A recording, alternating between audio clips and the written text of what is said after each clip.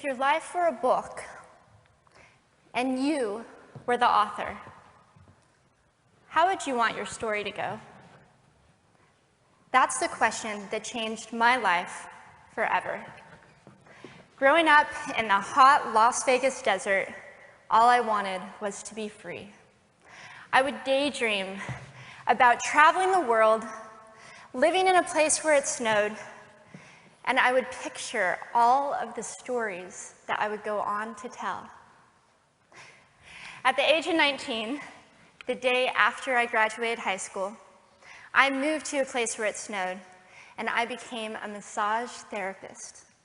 With this job, all I needed were my hands and my massage table by my side, and I could go anywhere. For the first time in my life, I felt free, independent, and completely in control of my life. That is, until my life took a detour. I went home from work early one day with what I thought was the flu, and less than 24 hours later, I was in the hospital on life support with less than a 2% chance of living. It wasn't until days later, as I lay in a coma, that the doctors diagnosed me with bacterial meningitis, a vaccine-preventable blood infection. Over the course of 2.5 months, I lost my spleen, my kidneys, the hearing in my left ear, and both of my legs below the knee. When my parents wheeled me out of the hospital, I felt like I had been pieced back together like a patchwork doll. I thought the worst was over until weeks later when I saw my new legs for the first time. The calves were bulky blocks of metal with pipes bolted together for the ankles, and a yellow rubber foot with the raised rubber line from the toe to the ankle to look like a vein. I didn't know what to expect, but I wasn't expecting that. With my mom by my side and tears streaming down our faces, I strapped on these chunky legs and I stood up. They were so painful and so confining that all I could think was, how am I ever going to travel the world in these things? How was I ever going to live the life full of adventure and stories as I always wanted? And how was I going to snowboard again? That day, I went home, I crawled into bed, and this is what my life looked like for the next few months. Me passed out, escaping from reality, with my legs resting by my side. I was absolutely, physically, and emotionally broken. But I knew that in order to move forward, I had to let go of the old Amy and learn to embrace the new Amy.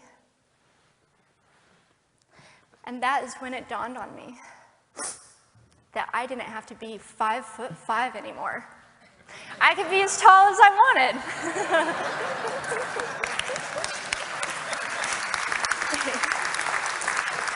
Or as short as I wanted, depending on who I was dating. And if I snowboarded again, my feet aren't going to get cold. And best of all, I thought, I can make my feet the size of all the shoes that are on the sales rack. And I did. So there were benefits here. It was this moment that I asked myself that life-defining question. If my life were a book and I were the author, how would I want this story to go? And I began to daydream. I daydreamed like I did as a little girl. And I imagined myself walking gracefully, helping other people through my journey, and snowboarding again. And I didn't just see myself carving down a mountain of powder, I could actually feel it. I could feel the wind against my face and the beat of my racing heart as if it were happening in that very moment. And that is when a new chapter in my life began. 4 months later, I was back up on a snowboard, although things didn't go quite as expected. My knees and my ankles wouldn't bend, and at one point, I traumatized all the skiers on the chairlift when I fell, and my legs, still attached to my snowboard, went flying down the mountain. And I was on top of the mountain still. I was so shocked. I was just as shocked as everybody else, and I was so discouraged, but I knew that if I could find the right pair of feet, that I would be able to do this again. And this is when I learned that our borders and our obstacles can only do two things. One, stop us in our tracks, or two, force us to get creative. I did a year of research, still couldn't figure out what kind of legs to use, couldn't find any resources that could help me. So I decided to make a pair myself. My leg maker and I put random parts together, and we made a pair of feet that I could snowboard in.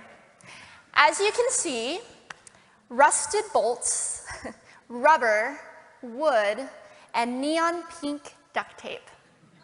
And yes, I can change my toenail polish. It was these legs and the best 21st birthday gift I could ever receive, a new kidney from my dad, that allowed me to follow my dreams again. I started snowboarding, then I went back to work, then I went back to school, then in 2005 I co-founded a nonprofit organization for youth and young adults with physical disabilities so they could get involved with action sports. From there, I had the opportunity to go to South Africa, where I helped to put shoes on thousands of children's feet so they could attend school. And just this past February, I won 2 back-to-back World Cup gold medals.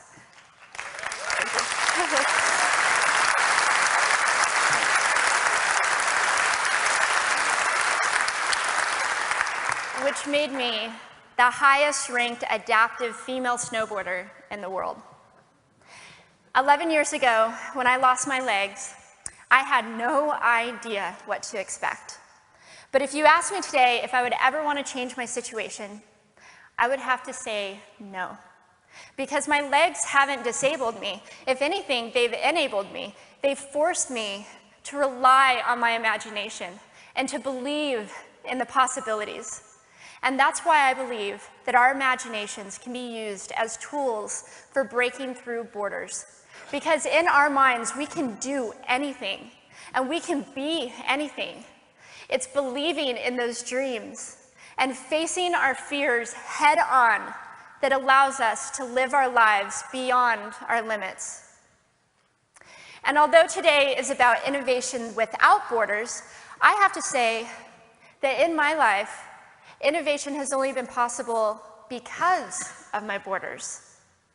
I've learned that borders are where the actual ends, but also where the imagination and the story begins. So the thought that I would like to challenge you with today is that maybe instead of looking at our challenges and our limitations as something negative or bad, we can begin to look at them as blessings. Magnificent gifts that can be used to ignite our imaginations and help us go further than we ever knew we could go. It's not about breaking down borders. It's about pushing off of them and seeing what amazing places they might bring us. Thank you.